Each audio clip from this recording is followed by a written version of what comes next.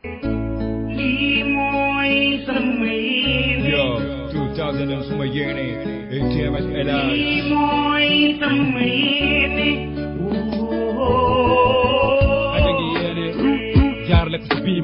Mesdemoiselles, Messieurs, encore une fois, merci de suivre votre émission Objection, premier numéro au sein de ce nouvel an.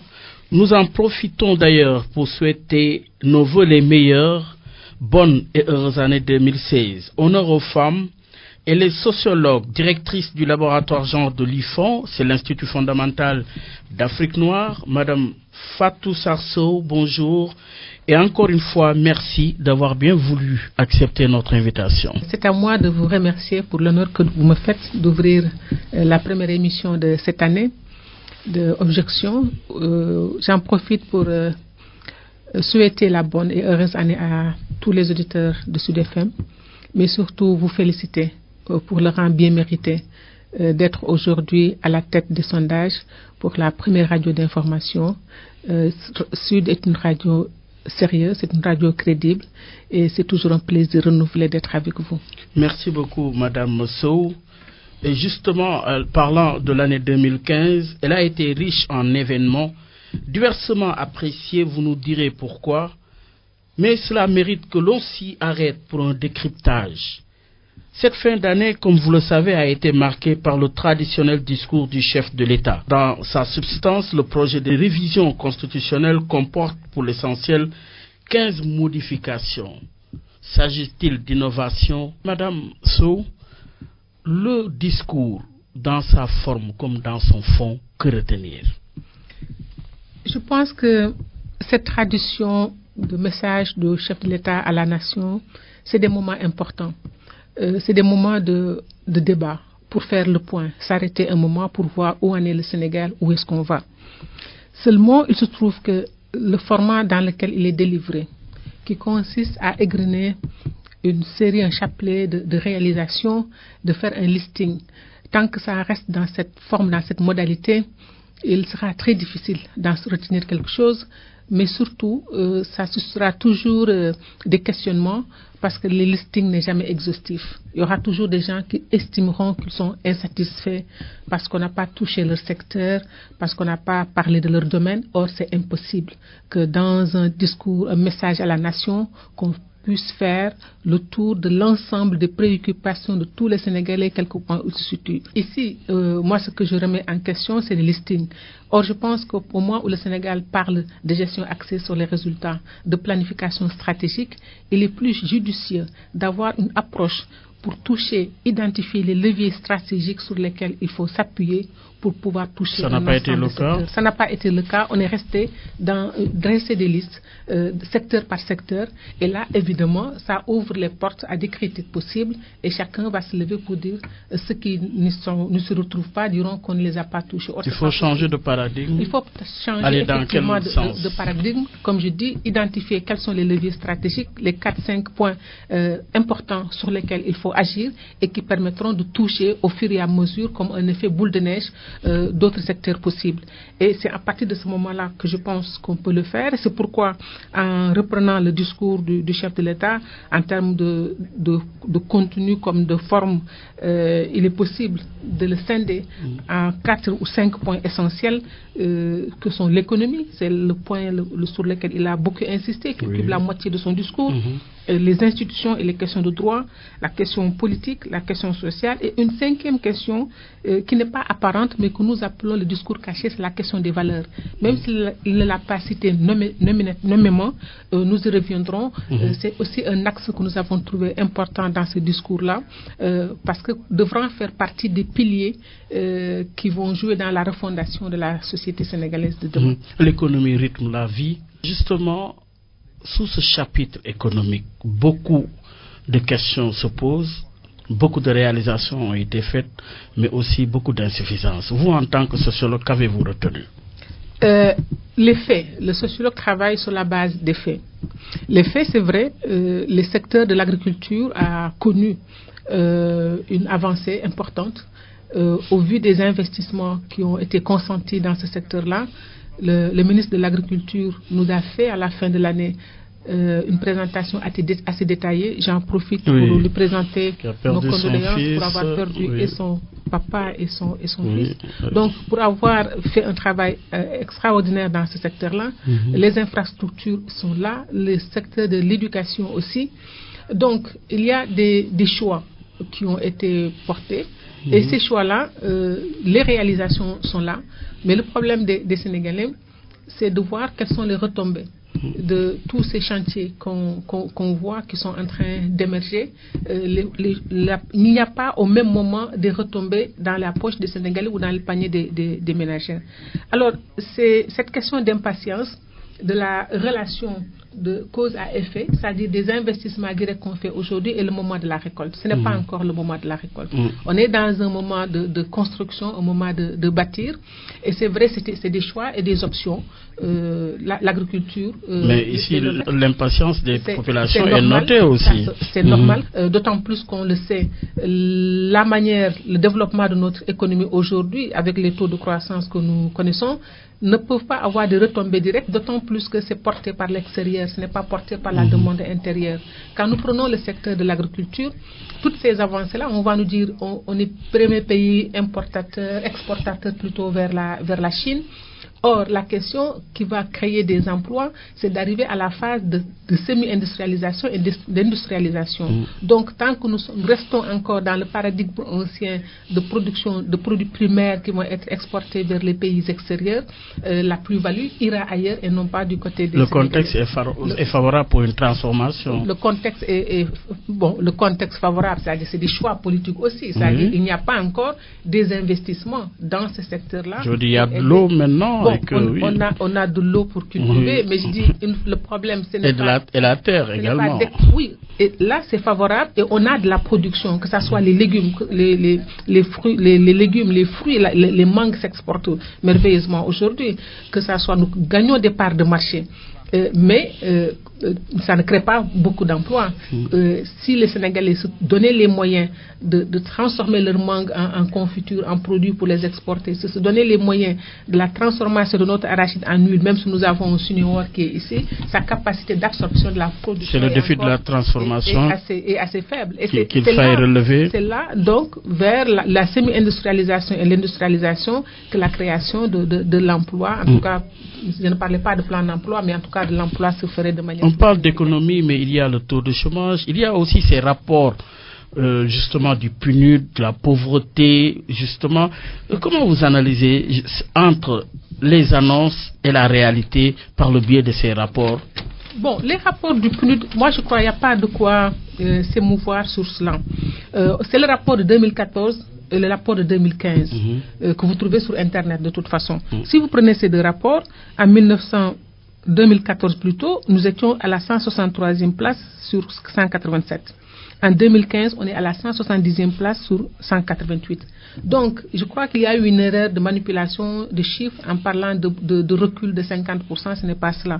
Mais nous stagnons quand même. Mais malgré cela, notre indice de développement était de 0,466 en 2014, il est de 0,485 en 2015. Donc, il y a un bond de 0,020 points. Donc, il n'y a pas réellement une stagnation. Maintenant, le calcul des indices en fonction des données disponibles des pays, il faut aller rechercher quelle est la dernière donnée qu'ils ont. Parce que tous les pays n'ont pas les données à la même date échue.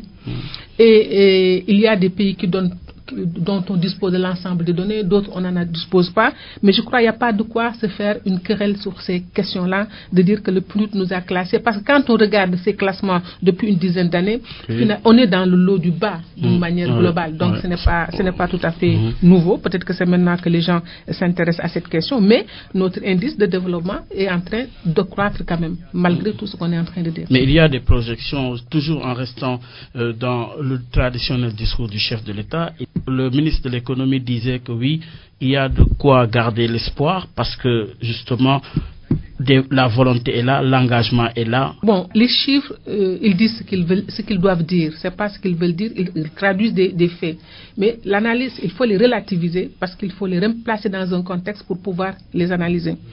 La question de l'impatience, c'est-à-dire L'investissement, c'est dans le moyen et le long terme que nous aurons les retombées de nos investissements. On est aujourd'hui dans le temps de l'investissement. On n'est pas dans le temps de la récolte. Et il y a un moment, une distance entre les deux. Or, les Sénégalais ne peuvent pas, le coût de la vie devient difficile pour les Sénégalais. Les besoins augmentent, liés au contexte international, liés à la fluctuation des taux de change, la fluctuation du dollar, du pétrole, etc. Tout ça va influer sur nos situations économiques parce que puisque quand nous importons beaucoup, si le dollar augmente, nous avons des difficultés, ça se ressent sur le coût de la vie des Sénégalais parce que nous passons notre temps à importer beaucoup de choses. Raison pour laquelle on est en train de promouvoir le concept de consommer sénégalais. Donc, c'est d'expliquer patiemment aux Sénégalais qu'il y a un temps pour se ceindre la ceinture et un temps pour récolter. Maintenant, c'est vrai, la manière dont le format, comme je dis, du discours présidentiel, dans son format actuel, c'est un punching ball entre ceux du pouvoir, ceux de l'opposition, et chacun cherchera à marquer des points.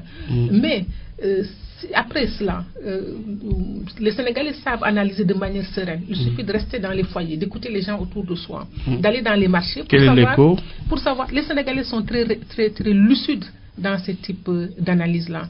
Ils savent qu'il y a des choses qui se font, mais ils se disent aussi qu'il y a des choses qui restent à faire. Et ils savent comprendre quelles sont les limites aussi des politiques publiques.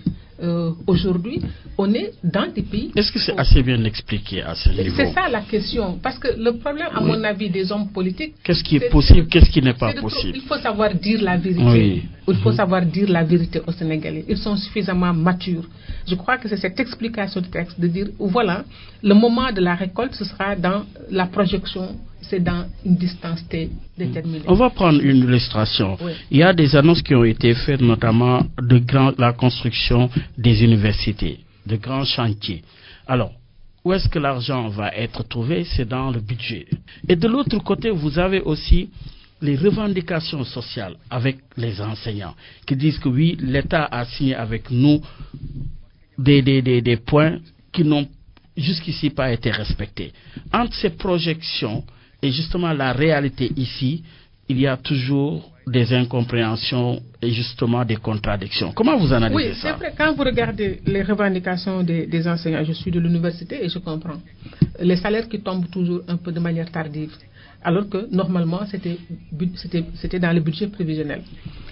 Donc, il y a dans des pays comme les nôtres, quand on décide de vouloir tout faire en même temps, ce n'est pas possible. C'est pourquoi il faut un langage d'honnêteté et de dire ce qu'il est possible de faire, quand est-ce qu'il faut se ceindre les reins. Mais le problème du Sénégal, c'est l'inéquité entre les salaires. C'est-à-dire, c'est le dérèglement qui a été amorcé à partir de 2000 dans les salaires des agents de la fonction publique. Ce sont ces avatars-là que nous vivons aujourd'hui, qui suivent et qui font que personne n'est prêt, en tout cas, à céder. Personne n'est prêt à faire le sacrifice parce qu'on se dit pour calcul. C'est devenu un corporatisme, assez donc, inquiétant. Je crois que l'État avait décidé de mettre à plat le système de rémunération pour revenir sur une méthode beaucoup plus juste et beaucoup plus équitable. Tant que cette question ne sera pas réglée, il n'y aura pas de solution. Et l'État a affronté, il y a énormément de choses à faire, il faut les faire en même temps. Où est-ce qu'il faut trouver l'argent? Les circonstances pour le moment sont plus ou moins favorables et font que le Sénégal est capable de, sur fonds propres... Oui, parce que finalement le budget supporte tout. Le budget est capable de supporter sur fonds propres un certain nombre d'investissements parce que nous avançons beaucoup dans notre BCI, le budget de consolidation et d'investissement. Donc, c'est intéressant parce que c'est le jour où nous aurons la capacité de procéder nous-mêmes à la totalité de notre financement que nous serons totalement libres et indépendants. Oui, mais c'est des objectifs possibles. C'est-à-dire on peut se défaire du FMI, on peut se défaire... Voilà, donc c'est notre capacité d'avoir une épargne nationale et locale qui nous permettra de procéder à nos investissements et à lever des fonds sur le marché international. Oui, nous avons parlé de l'économie toujours en restant collé au discours. Il y a également les réformes institutionnelles. Au total, il y a 15 modifications qui sont annoncées. S'agit-il d'une innovation ou de ce point de vue, attendons de voir? À mon avis, si on arrive à les faire, ça participe au raffermissement de la démocratie, en tout cas pour certains qui nous intéressent. Par exemple, si le citoyen a maintenant le droit de participer à n'importe quelle élection, je trouve que c'est une avancée majeure parce qu'on s'est battu aux dernières élections pour estimer que ce n'est pas normal que les partis politiques qui ne sont que des associations comme les autres puissent avoir le contrôle total et absolu et exclusif de la gestion de la cité. Vous parlez de la participation des candidats indépendants. De la candidature indépendante. Oui, donc, je tous pense les que types d'élections. Absolument. Je trouve que ça, c'est une avancée majeure dans l'acceptation de la citoyenneté de chacun. Parce que jusqu'ici, c'est comme s'il y avait des citoyens de première zone et de seconde. C'est extrêmement intéressant. Autre point assez intéressant, c'est de reconnaître, en tout cas de mettre en pratique un principe qui était là, de reconnaître le statut du leader, du chef de l'opposition. Mais il y a un mais derrière cette proposition-là. Il parle de renforcement des droits de l'opposition. Oui. Et de son chef. De son chef. Oui. Mais à partir de ce moment, ça veut dire c'est donner un statut, c'est reconnaître le statut de l'opposition. Oui. Mais reconnaître le statut de l'opposition, c'est lui reconnaître son droit à la contestation aussi. Parce que c'est inacceptable, à mon avis, dans une démocratie aussi avancée que celle du Sénégal, qu'un type comme Omar Sarr soit aujourd'hui en prison. Parce qu'il est le chef de l'opposition. Donc, ça va amener à un rapport plus apaisé. Le jeu des équilibres va être... Le jeu des équilibres, une obligation de l'opposition a un sens de la responsabilité, mais du pouvoir aussi a un sens de responsabilité vis-à-vis de l'opposition. Mais il faut un cahier de charge. Bon, je crois qu'ils vont y arriver. Oui. Aujourd'hui, c'est les principes qui sont posés et les modalités, on trouvera comment y arriver. En tout cas, je pense qu'il faut saluer cela. Donc, dans cette batterie de mesures, il y a des choses très sérieuses qui se font et une qui est très importante, c'est le fait que le chef de l'État accepte de respecter sa parole. C'est-à-dire à mon avis, de dire qu'il va soumettre la réduction du mandat à ce mandat qui est en cours, parce que c'était une promesse électorale. Pourquoi c'est important dans le discours aujourd'hui? C'est ce que nous appelons, nous, le discours caché, ce qui n'est pas dit de manière ouverte. C'est-à-dire ça renvoie aux valeurs. Si on ne peut pas bâtir un Sénégal émergent, on ne peut pas construire un pays nouveau, si nous ne le refondons pas sur des attitudes, sur des comportements de sens de responsabilité, de rigueur, d'honnêteté. Et s'il le respecte, il donne un signal fort. Parce que la pédagogie, c'est aussi par l'exemple. Et c'est l'élite qui doit donner l'exemple. Au moment où on combat la corruption, au moment où on combat des formes de dérive dans notre administration, le laxisme, etc., que le premier des Sénégalais maintienne en tout cas le sens de la promesse, parce qu'une promesse est une dette. Mais beaucoup parlent de maintien du flou, parce qu'il dit conformément à l'article 51 de la Constitution, il compte recueillir justement l'avis du président de l'Assemblée nationale et celui du Conseil constitutionnel. Oui. Et justement, le Conseil constitutionnel rejette. Mais je ne sais pas. En tout cas, il est allé trop en avant sur ces questions-là. Oui. Et faire reculer sur cette question-là, à mon avis, serait extrêmement grave. Parce que, comme je dis, ça renvoie désormais à une question d'éthique et de morale. Oui, mais il y a ce que, justement, l'engagement personnel peut admettre et ce que les institutions aussi en termes d'évaluation on verra bien verra bien dans ce sens ce que les juristes nous diront, mais pour le moment nous en tenons au fait, à la promesse et à l'engagement renouvelé et ce que ça renvoie comme message, en tout cas dans le cadre des attitudes et des comportements que les Sénégalais doivent avoir. Et nous disons que on ne peut pas bâtir le Sénégal de demain si on ne revient pas sur les valeurs fondatrices de notre société qui font de nous, en tout cas jusqu'ici, dans les sociétés que nous connaissions, des sociétés avec un certain ordre de comportement qui fait ce qu'on appelle des hommes dignes, des hommes intègres, tels qu'on le disait au niveau de Thomas Sankara à l'époque, etc. Oui, alors justement, toujours dans cette batterie de réformes, il y en a une, vous nous direz si c'est important ou pas, c'est l'élargissement des pouvoirs de l'Assemblée nationale en matière de contrôle public, de contrôle de l'action gouvernementale et d'évaluation des politiques publiques.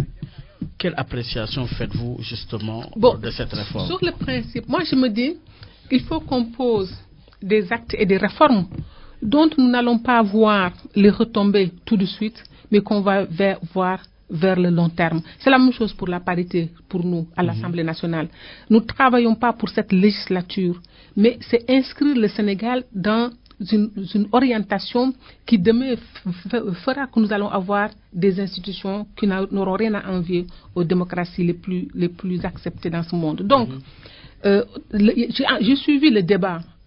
Pour que cela puisse avoir un effet, faudrait-il qu'on ait aussi une Assemblée nationale qui renvoie à l'image qu'on se donne d'une Assemblée avec une véritable autonomie.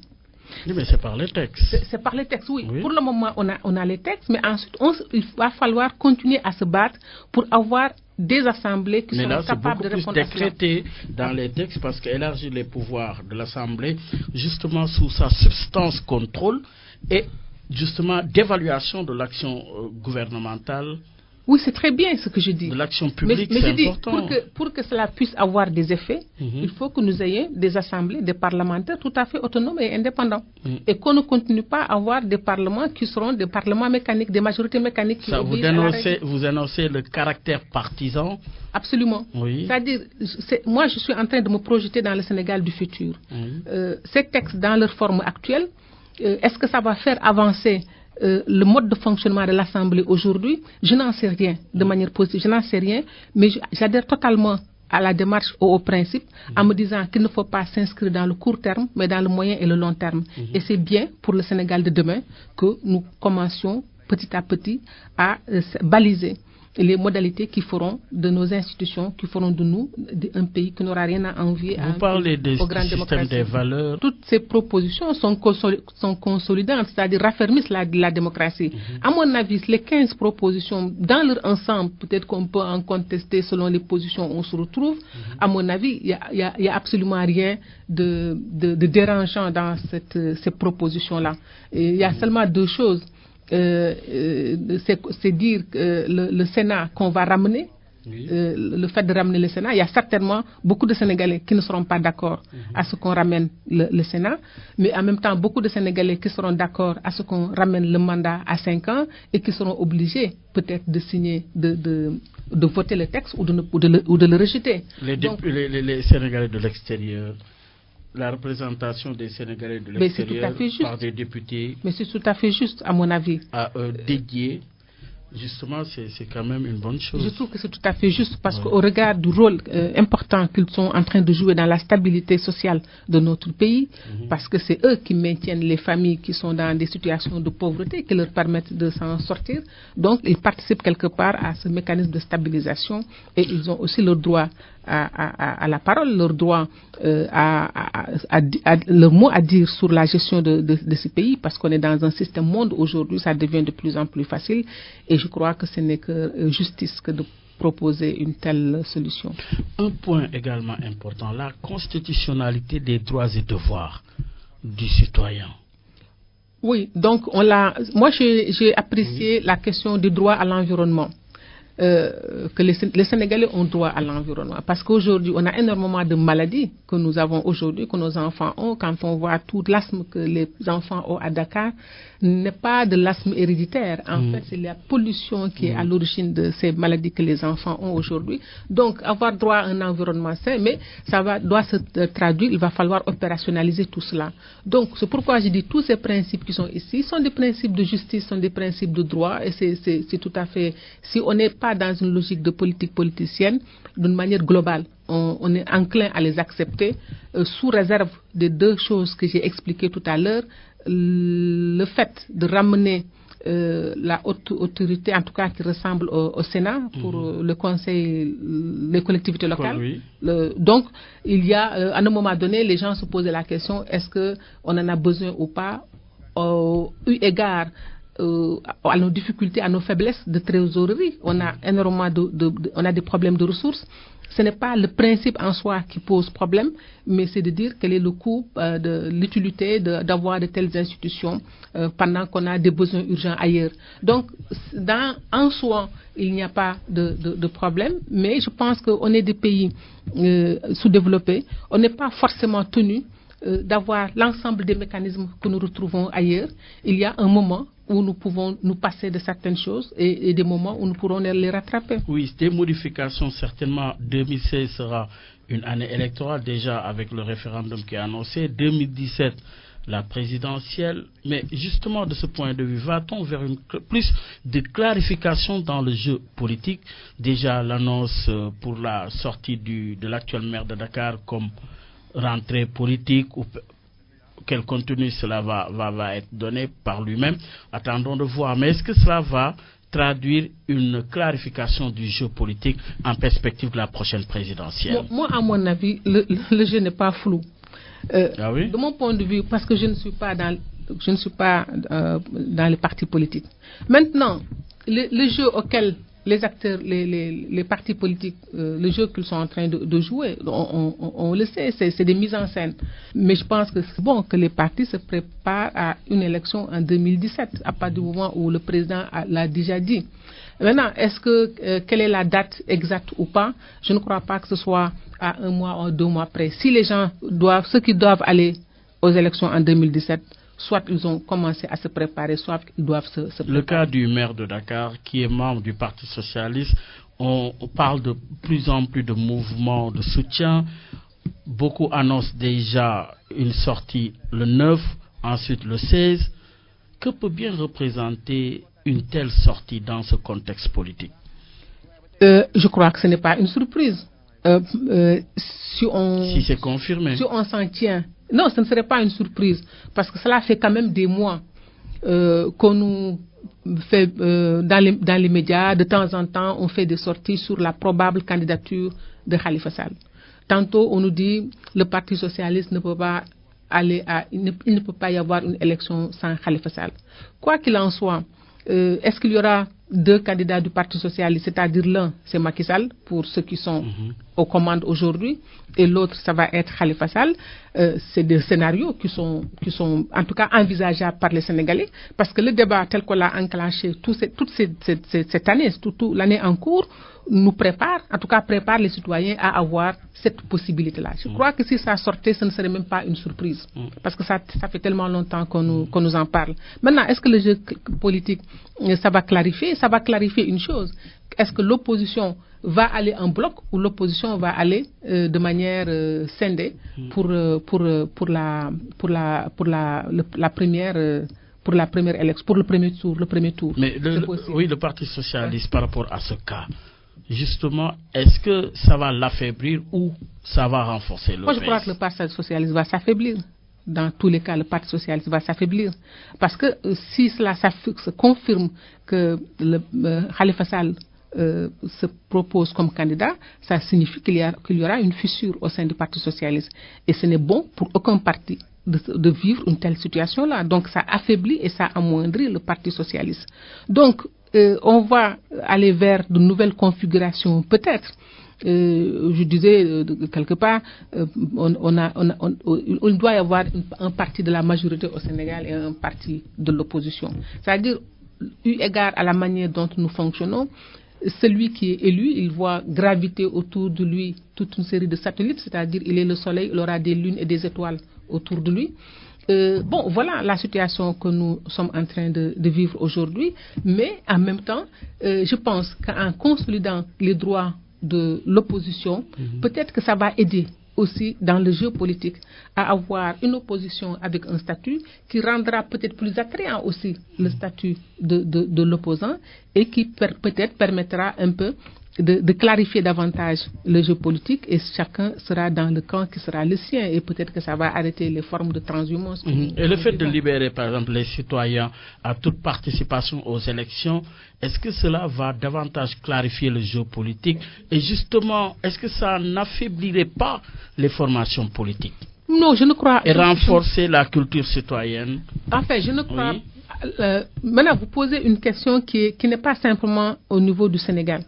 D'une manière globale, dans un certain nombre de pays, notamment au sud, y compris même dans des pays du nord, on voit l'affirmation citoyenne qui se fait de plus en plus.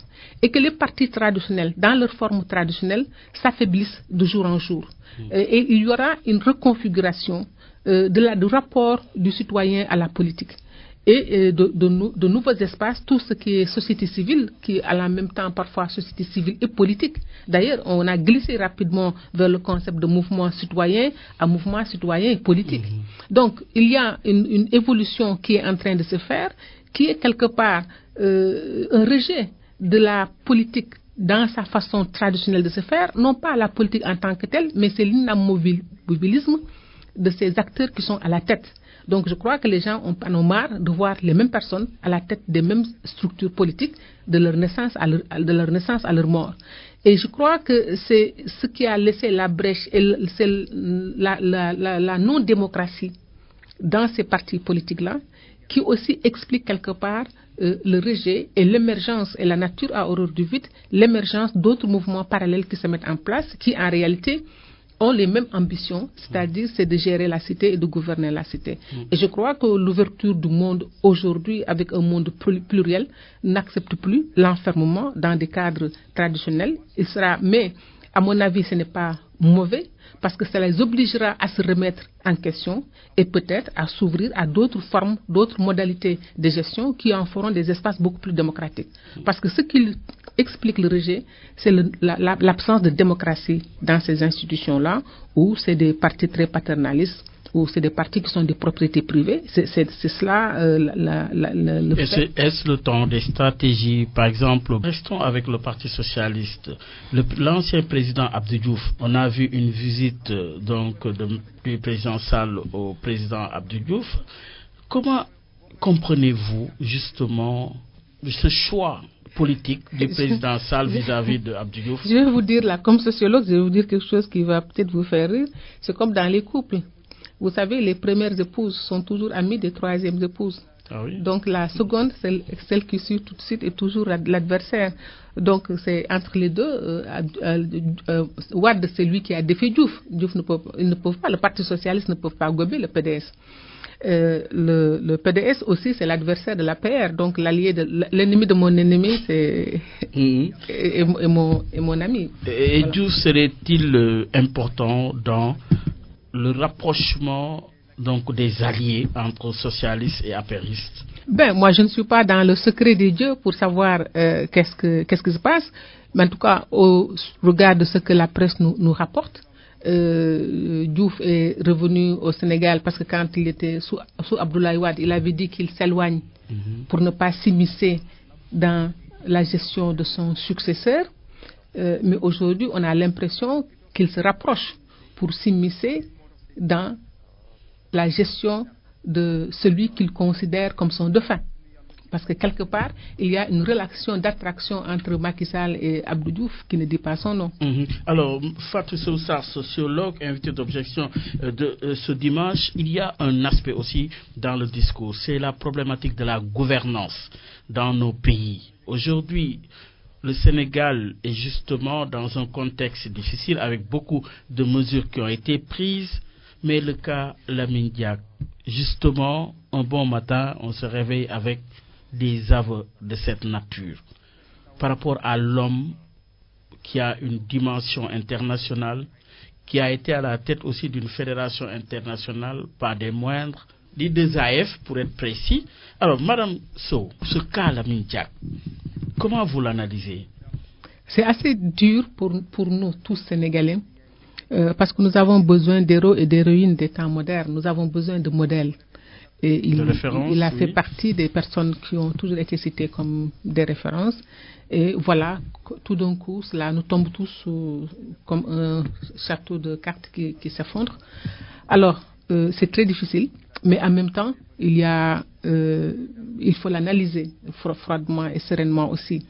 Ce qui pose problème, c'est le fait qu'il avoue qu'il a pris de l'argent sale et qu'il l'a recyclé au Sénégal.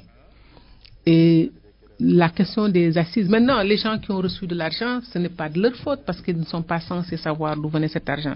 Mais s'il s'avère vrai qu'il avait effectivement dit aux assises que cet argent-là venait de la Russie, ce ne serait pas acceptable dans la mesure où les assises refutaient tout argent qui nous viendrait de l'étranger.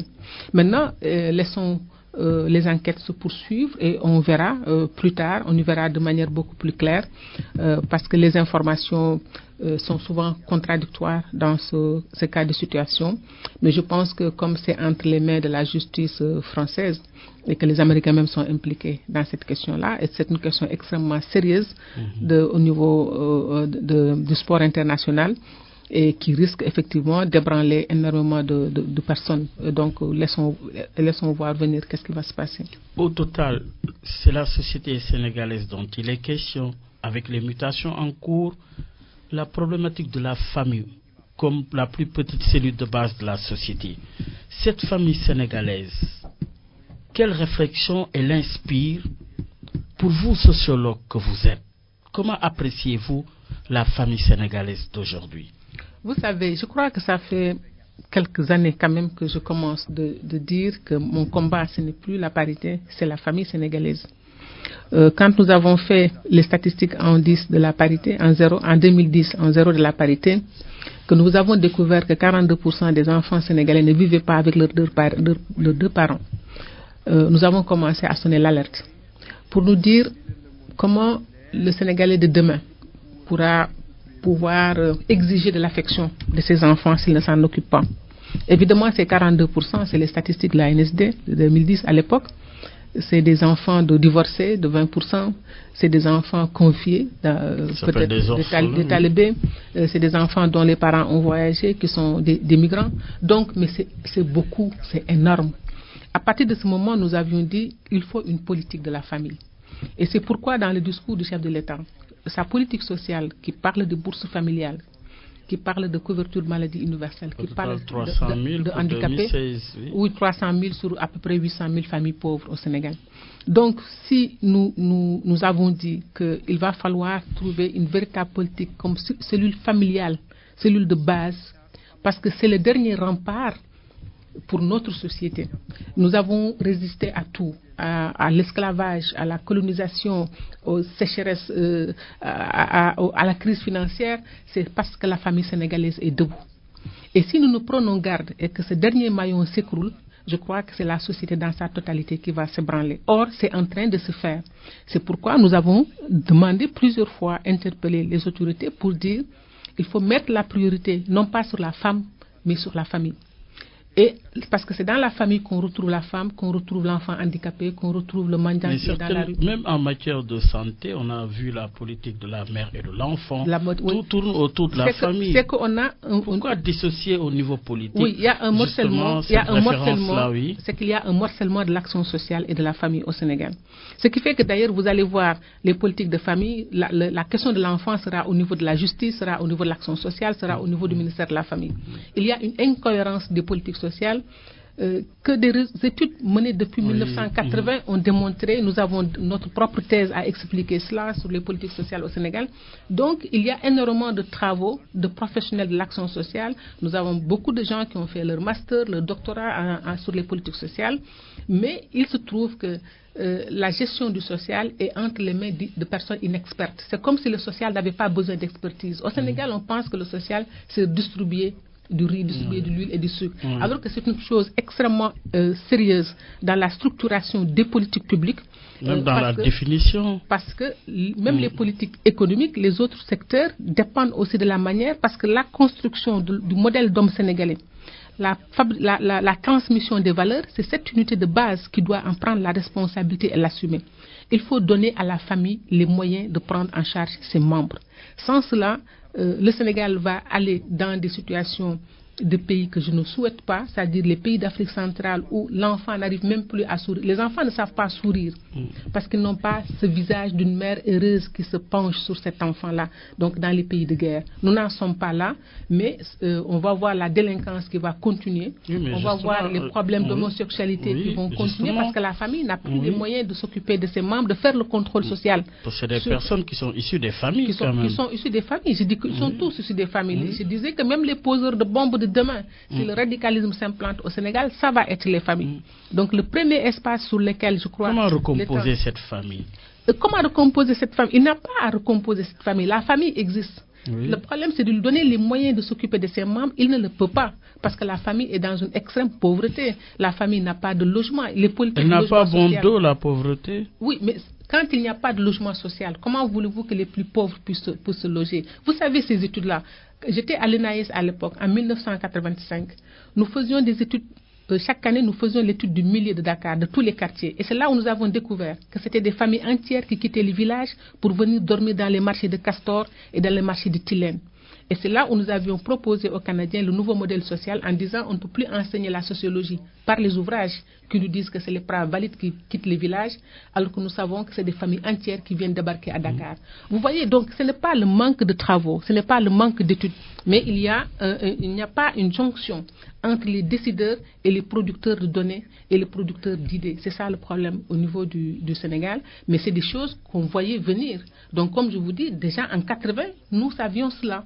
Nous savions cela de par nos études, 85. Oui, et si par exemple les familles sont bien structurées et qu'il y a justement une bonne répartition des moyens pour prendre en charge ces familles nécessiteuses, peut-être qu'on n'en serait pas là. Vous savez, si vous voulez, ce serait...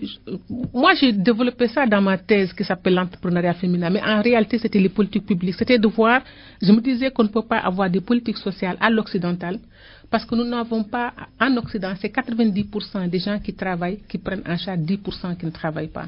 Chez nous, c'est l'inverse. On ne peut pas avoir 10% de travailleurs qui prennent en charge 90% de nos travailleurs. Et il fallait trouver, sérieux, des modalités de prise en charge d'une classe moyenne et des classes extrêmement pauvres. Et ça, donc, je n'ai pas le temps de vous l'expliquer ici, mais c'est des travaux, c'est des réflexions. Je ne suis pas la seule. Un ensemble de collègues ont fait ce type de travail. Donc, nous savons ce qu'il faut faire pour aller vers ces politiques sociales et ces politiques publiques. Mais je dis, malheureusement, les politiques ne suivent pas. C'est un domaine qui est presque inconnu, je crois, des autorités politiques. Parce que le social est considéré simplement comme du sarah, comme on dit, ou comme de l'aide. Alors que ce n'est pas de cela qu'il s'agit, c'est beaucoup plus complexe. Et c'est ça le retourner à cette politique de la famille. En tout cas, ça fait 3 ans, je crois, que j'écris dessus, je publie dessus, j'écris pour dire que c'est cela qu'il faut faire. Si on ne le fait pas, donnons-nous un horizon temporel de 10-15 ans, on verra que tout sera par terre. Parce que les prémices sont là. Dans la banlieue, les parents n'ont pas le temps. Ils sont obligés de venir à Dakar pour chercher le pain et ils quittent à 4h, 5h du matin, ils rentrent à 22h. Comment voulez-vous qu'ils s'occupent de vos enfants? Quand vous avez un pays qui décide de faire des classes de double flux, un enfant ne doit jamais rester en dehors de la surveillance d'un adulte. Les parents qui vivent dans leur banlieue, quand leurs enfants ne sont pas à l'école, où voulez-vous qu'ils en soient? Heureusement que cette histoire de double flux, aujourd'hui, on l'a réglée. Mais il y a une corrélation probable entre cette situation du double flux et le taux de délinquance que nous voyons aujourd'hui au niveau de la banlieue. Parce que ces enfants-là, à un moment donné de leur vie, ont été sans appui, sans encadrement, sans éducation vis-à-vis des adultes. Et ça, c'est les conditions de vie difficiles. Et les conditions de vie, c'est les politiques publiques. Oui, mais les politiques publiques devraient reposer quand même sur justement notre démographie, les composantes de notre démographie pour une politique efficace. Oui, on le sait, on connaît les projections, parce que quand même on sait chaque année quel est le taux de croissance démographique, on le sait, d'ici 15-20 ans, on sait combien on sera, on connaît les projections. Il faut des investissements pour faire face à cette croissance démographique. Mais la situation, nous, au Sénégal, particulièrement en Afrique, nous n'avons pas les moyens économiques et financiers que ces pays occidentaux ont. C'est pourquoi nous devons réinventer notre propre modèle pour avoir notre propre capacité de gérer les problèmes auxquels nous sommes confrontés. Vous en avez une idée? Nous en avons. Vous en avez une idée? Bien sûr, nous avons. Oui, le modèle, il doit être comment? On ne peut pas continuer à avoir, aujourd'hui, on parle de CMU, on parle de bourse familiale qu'on nous a pris du Brésil, etc. Oui. Alors que ce n'est pas ça. À l'époque, le modèle de gestion de la pauvreté, quand les structures d'action sociale géraient ce pays, il y a des centres sociaux dans chaque quartier. C'était une façon d'identifier. Dans chacun des quartiers, on savait, mais de manière très discrète, qui était la personne qui avait besoin. Et il y avait les affaires sociales. C'est pourquoi quand on dit que c'est la première fois que de l'argent public va aux pauvres, c'est faux. Moi, j'ai eu à gérer ce budget-là au niveau de l'action sociale. Donc, on n'a toujours pas ce budget à gérer les pauvres bénéficiaires de ces budgets-là. Donc, et chaque année, il y avait des commissions qui travaillaient pour voir comment on prenait en charge ces populations. Maintenant, c'est des dysfonctionnements qui sont venus à partir de 2000 qui ont complètement déstabilisé le système de la fonction publique dans sa globalité et ce secteur de l'action sociale où les véritables professionnels, on ne les entend pas, on ne les voit pas et ceux qui ont en charge ce secteur-là n'y connaissent absolument rien. Je suis désolée, mais c'est ça le problème. Oui, mais toujours dans le prolongement. Si nous prenons l'exemple du RASEF, vous en êtes la présidente, justement, cet instrument comme le RASEF, comment peut-il aider justement à peut-être la résolution des problèmes sociaux au Sénégal, puisque le RASEF est un instrument aussi de développement? Vous savez, en fait, le RASEF, cette thèse-là, était en train de voir comment des femmes entrepreneurs de l'époque, qui sont parties de rien, qui n'avaient absolument rien, puisqu'on parle de modèle, on réussit à sortir, à devenir des femmes, à devenir des femmes riches, c'est-à-dire à sortir de la pauvreté, ou bien elles n'étaient pas pauvres, mais en tout cas à devenir riches.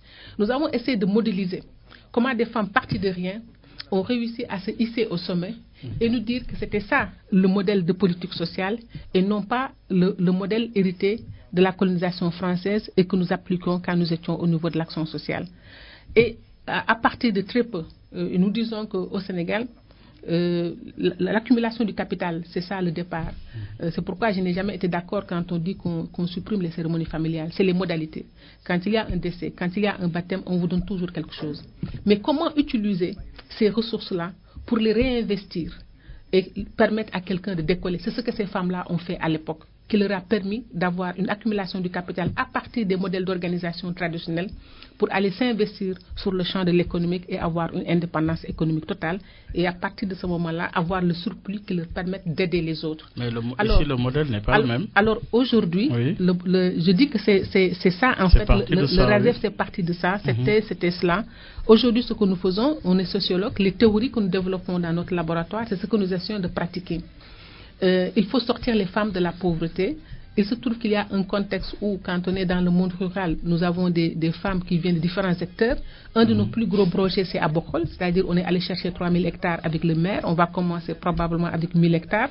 Mais c'est de dire pourquoi des Sénégalaises ou des Sénégalais doivent aller en Mauritanie pour faire des petits boulots alors qu'ils ont la terre au Sénégal. Avec quelle source de financement? Pour éviter, oui, je vais vous le dire, pour éviter qu'il y ait l'accaparement de terres, qu'il y ait des étrangers qui viendront nous prendre nos terres. Nous sommes allés le chercher sur l'international. Aujourd'hui, nous avons avec le ONU Femmes la possibilité, il y a des financements pour 6 pays, ce n'est pas simplement le Sénégal, pour 6 pays africains. Et nous pensons pouvoir être éligibles dans ce cadre-là. Donc, on va aller chercher, parce que ce que nous sommes en train de faire, nous avons un partenaire qui est Agrina avec le docteur Moussa Seck. Donc, on cherche des partenaires extérieurs pour pouvoir mettre en valeur, effectivement, avec l'appui de l'État aussi, bien sûr. Mais ce n'est pas que cela. Nous essayons des femmes qui sont dans le monde urbain. Nous avions lancé l'idée de moderniser la ville de Dakar en supprimant les gargotes pour mettre des restaurants modernes du type de ce qui se passe à Abidjan. Nous avons vu qu'il y a peut-être un concurrent qui nous a pris notre idée parce que nous l'avons lancé le 23 janvier dernier et nous avons vu aujourd'hui que toute la ville est inondée de cela. Mais qu'à cela ne tienne, c'est de montrer que c'est des choses possibles. Nous avons d'autres projets dont je ne vais pas vous parler ici, de peur qu'on nous vole encore les idées et que d'autres ne les mettent en place. Mais c'est pour dire, moi je suis très adepte. La finalité, c'est quoi? Moi je suis adepte de la théorie du développement endogène du professeur Samir Amin. Nous pensons qu'il n'y a pas un manque de ressources. Les ressources existent. Le problème, c'est comment les mettre, les utiliser pour pouvoir, avec une manière qui puisse porter ses fruits. Quand nous avions mis en place le RASEF en 1995, les premiers 100 millions, ce sont les femmes elles-mêmes qui l'ont sorti. On n'a pas allé les chercher chez un bailleur de fonds.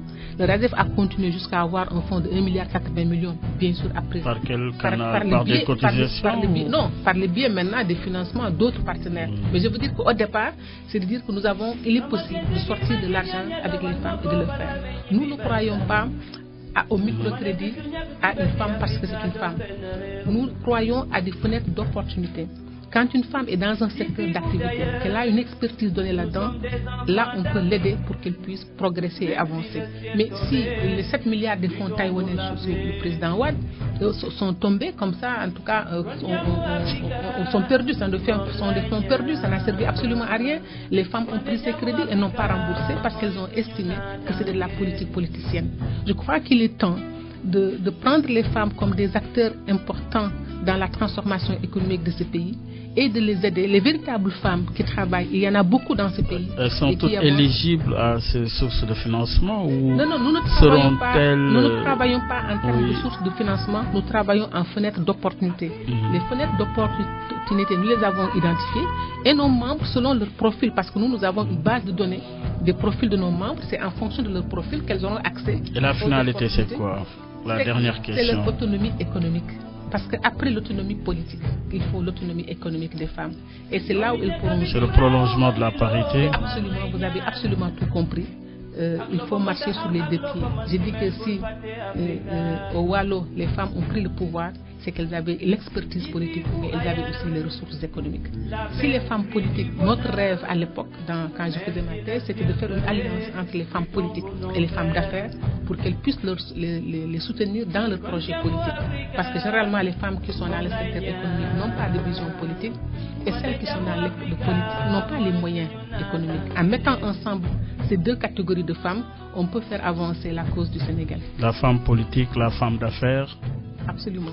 C'est là la belle union qui met un terme à cette émission. Ça a été un plaisir encore une fois de vous accueillir à l'émission Objection. Merci d'être venue, Madame Sow. Merci, M. Gay. C'est la fin de cette émission. Merci de nous avoir suivis. Excellente suite de programme sur la 98.5. Excellente suite de programme. Merci et au revoir.